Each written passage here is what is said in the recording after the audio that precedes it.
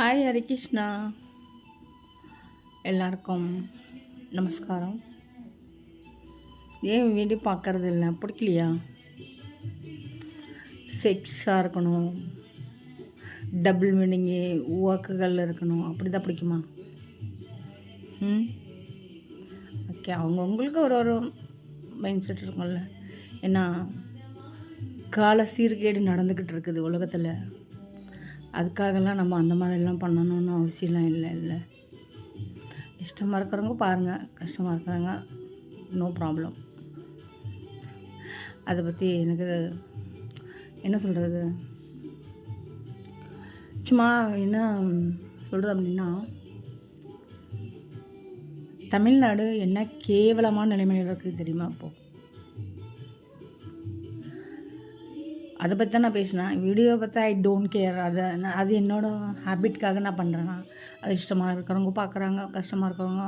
அதுக்கு என்னோடய ஒப்பீனியன் எதுவுமே எனக்கு கிடையாது. அதனால எனக்கு ஹாப்பி இல்லை, வருத்தமும் இல்லை எனக்கு ஆக்சுவலி. ஏன்னா அது என்னோடய ப்ரொஃபைல் கிடையாது.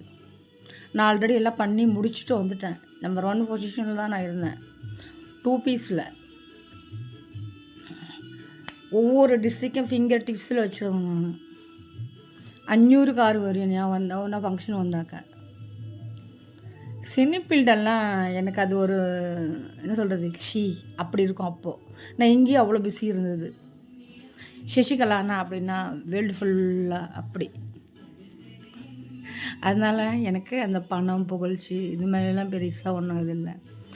எவ்வளோக்கு எவ்வளோ நம்ம புகழில் உச்சியில் இருக்குதோ அவ்வளோ ப்ராப்ளங்களும் இருக்குது. ஐயோ அப்பா, அதுலேருந்து வெளியில் வந்து இப்போ தான் கொஞ்சம் ஆக்சுவலியாக நிம்மதியாக இருக்கேன். நான் ஆன்மீகத்துக்கு வந்ததுக்கப்புறம் தான் நிம்மதியாக நான் இருக்குது. தமிழ்நாட்டில் 3 days போரிங் நடந்த ஒரு அண்ணாமலை பல்கலைக்கழகமில் ஒரு பொண்ணு அந்த அந்த கேஸ் விஷயம் ரொம்ப கஷ்டமாக இருக்குது, கேவலமாக இருக்குது. தமிழ்நாட்டு மக்களை நினச்சாவே தமிழ்நாட்டில் தான் நிறைய இந்த மாதிரி நடக்குது. நானும் தமிழ்நாட்டில் தான் இருக்கேன். பெண்களுக்கு சுதந்திரம் சுதந்திரம் சுதந்திரம் சொல்கிறாங்க. எங்கே சுதந்திரம் இருக்குது? காலேஜ் யூனிவர்சிட்டி, அது பேர் யூனிவர்சிட்டின்னு இப்போ சொல்லிக்கிறேங்க நீங்களே. அதுக்கு என்ன பாதுகாப்பு இருக்குது? எவனோ ஒரு ரவுடி பொறுக்கி அவனோ வந்து உள்ளே வந்து அந்த பொண்ணுக்கு அந்த பையனுக்கு அடிச்சுட்டு அந்த பொண்ணை இது பண்ணிட்டு போகிறான், அசால்ட்டு பண்ணிட்டு போகிறான். அப்படி சொன்னால் என்னது இது? எந்த உலகத்தில் நம்ம வாழ்ந்துட்டுருக்குறோம்? எங்கே பெண் பிள்ளைங்களுக்கெல்லாம் பாதுகாப்பு இங்கே இருக்குது? தயவு செஞ்சு பெண்களுக்கு பேட் டச் குட் டச் நீங்கள் சொல்லிக் கொடுக்குறீங்கல்ல அம்மாலாம், ஃபஸ்ட்டு ஆம்பளைங்களுக்கு சொல்லிக் கொடுக்கணும். இது அவனுங்களுக்கு பேட் டச் குட் டச்சுன்னு எது சொல்லி கொடுத்தாலும் அவங்க அடங்காது. அது அப்படியெல்லாம் இருக்காது. அது அவங்களோட மைண்ட் அப்படி தான் இருக்கும். அவனுங்களுக்கு அப்படி தான் இருக்கும். சட்டங்கள் கடுமையாக்கப்படுற வரைக்கும் இந்த மாதிரி பெண்களுக்கு கொடுமை அநீதிகள் நடந்துக்கிட்டே தான் இருக்கும். இதெல்லாம் கண்ணீர் விட்டுக்கிட்டு காலங்காலமாக நடந்துக்கிட்டே இருக்குது. யார் வந்தாலுமே இப்படியே தான் இருக்குது இந்த உலகம். நான் எவ்வளோ அனுபவிச்சிருக்கேன் தெரியுமா? எவ்வளோ மனசுக்குள்ளே வலி இருக்குது தெரியுமா? எனக்கெல்லாம் நான் அனுபவிக்காத விஷயங்கள் அவ்வளோ இருக்குது. என்னெல்லாம் எடுத்து சொன்னால் நான் மைக்கு பிடிக்கும் அப்படின்னா கிழிச்சு டாடாராக கிழிச்சு அப்படி கிழிச்சு தொங்க விடுவோம் நான் ஆம்பளைங்களை. அவ்வளோ வெறி, அவ்வளோ ஆத்திரம் என் மனசுக்குள்ளே இருக்குது. ஆனால் என்ன பண்ணுறது, இந்த உலகத்துலேயே தான் நம்மளும் வாழணும் இல்லை. அதெல்லாம் ஓவர் கம் பண்ணிட்டு அது நாய் தான். நம்ம திருப்பி நாய் நம்மளை கடிக்க வருதுன்னா நம்ம அதை கடிக்க முடியுமா? நம்ம சேஃபாக எப்படி இருந்துக்கணும் அதை நம்ம முதல்ல கற்றுக்கணும். பிள்ளைங்களுக்கு நிறைய சொல்லிக் கொடுங்க, அடிக்கடி கைட் பண்ணிக்கிட்டே இருங்க. இனி சேர்க்குற காலேஜில் எல்லாம் முதல்ல ஃபுட்டேஜ் இருக்குதான்னு பாருங்கள், கேமராஸ் இருக்குதான்னு பாருங்கள். அந்த கேமரா லிங்க்கு உங்கள் மொபைலில் வச்சுக்கோங்க.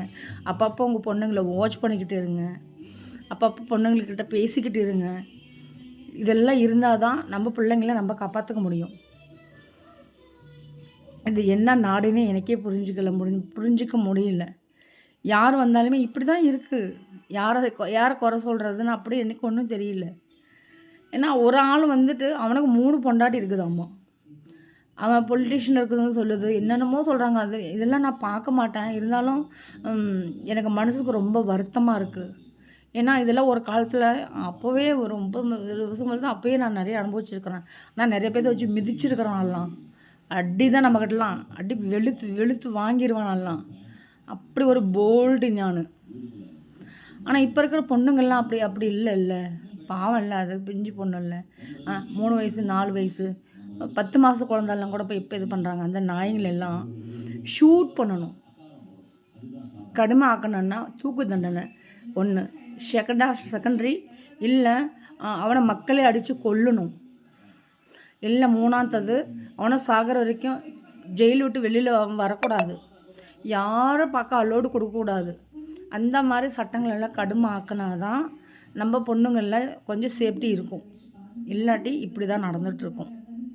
ஓகேவா? எல்லாம் கொஞ்சம் ஜாக்கிரதை இருங்க. பொம்பளை பிள்ளைங்கள்லாம் கொஞ்சம் ஜாக்கிரதை இருங்க. யாருக்கும் நம்பாதீங்க. அப்பா அம்மாவை நம்புங்க. யாருக்கும் நம்பாதீங்க. உங்கள் ஒர்க்கு இப்போ நீங்கள் படிக்கிறது கான்சன்ட்ரேஷன் அதில் மட்டும் பண்ணுங்கள். இப்போ அந்த பொண்ணு ஒரு 10 நிமிஷம் பேசுனதுனால என்ன வந்துச்சு பார்த்தியா? அதை ஃபோனில் கூட பேசிட்டு போயிருக்கலாமே.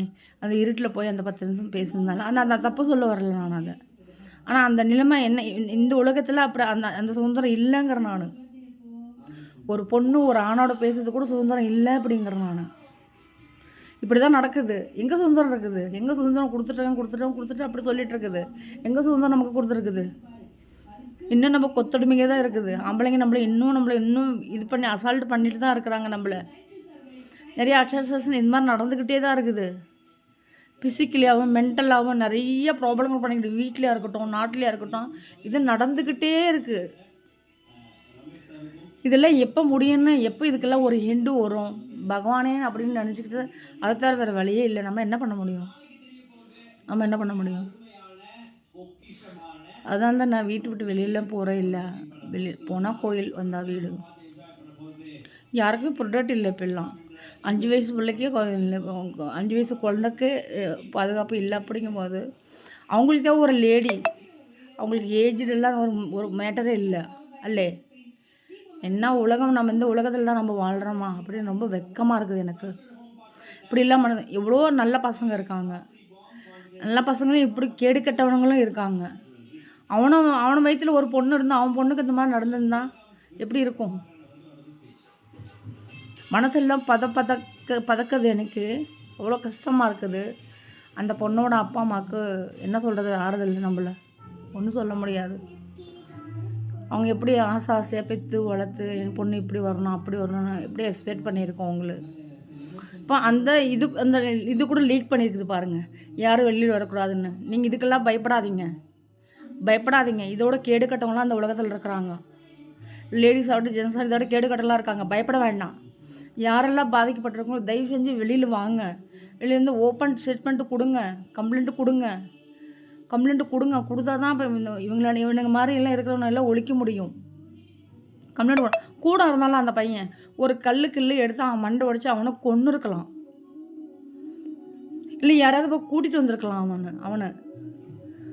அவன் ஏன் உள்ளே எங்கேயாவது போய் யாராவது கூட்டிகிட்டு வந்திருக்கலாம். இல்லை போலீஸுக்கு ஃபோன் பண்ணியிருக்கலாம். ஏதாவது ஒன்று அவன் பண்ணியிருக்கலாம். ஏன் அவனும் பயந்தான்? அவன் பயப்படுறான். ஏன் அப்படி லவ் பண்ணுறீங்க? உன் கூட இருக்கிற பொண்ணே ஒருத்தர் இது பண்ணுறான் அப்படின்னா அப்புறம் நீ என்ன ப்ரொடக்ட் கொடுக்குவோம் அந்த பொண்ணு கல்யாணம் பண்ணிவிட்டு? ஒரு கல் எடுத்து மண்டையில் போட்டு அடிச்சிருந்தா அவன் செத்துருப்பான்ல. நான் என்னோட கேர்ள் ஃப்ரெண்டுக்கு இமெண்ட் பண்ணிச்சு, அதுக்கு நான் பண்ணிச்சு நீ சொல்லியிருக்கலாம்ல. இல்லை யாருக்கா ஃபோன் பண்ணியிருக்கலாம். ஒன்றுமே இல்லை. இந்த காலம் பிள்ளைங்களுக்கெல்லாம் அதெல்லாம் எதுவுமே இல்லை. நம்ம சொன்னால் நம்மள தப்பு சொல்கிறாங்க, அப்படி சொல்கிறாங்க. யாருக்கு தப்பு நான் சொல்ல வரல. எல்லாம் பாதிக்கப்பட்டவங்களுக்காக தான் நான் பேசுகிறேன். நான் இந்த உலகத்தில் எல்லோரும் கெட்டவங்களும் இல்லை, எல்லோரும் நல்லவங்களும் இல்லை. நாம் தான் ஜாக்கிரதையாக இருக்கணும். ஓகே, நம்மளோட இது ப்ரொடெக்ட் நம்மளே ப்ரொடெக்ட் பண்ணிக்கணும். இன்னொருத்தர் எதிர்பார்க்கக்கூடாது. நம்மளை தூக்கி இன்னொருத்தர் கையில் கொடுக்கக்கூடாது. அது அப்பா அம்மா இருக்காங்க சரியா? நம்மளே எதுவுமே ஒரு டிசிஷன் எடுக்கக்கூடாது. அது தப்பாக போகும். அந்த ஏஜ் இல்லை, அதை யோசிக்கிற மைண்டு இல்லை எங்களுக்கு. ஜாக்கிரதையாக இருங்க எல்லாரும்.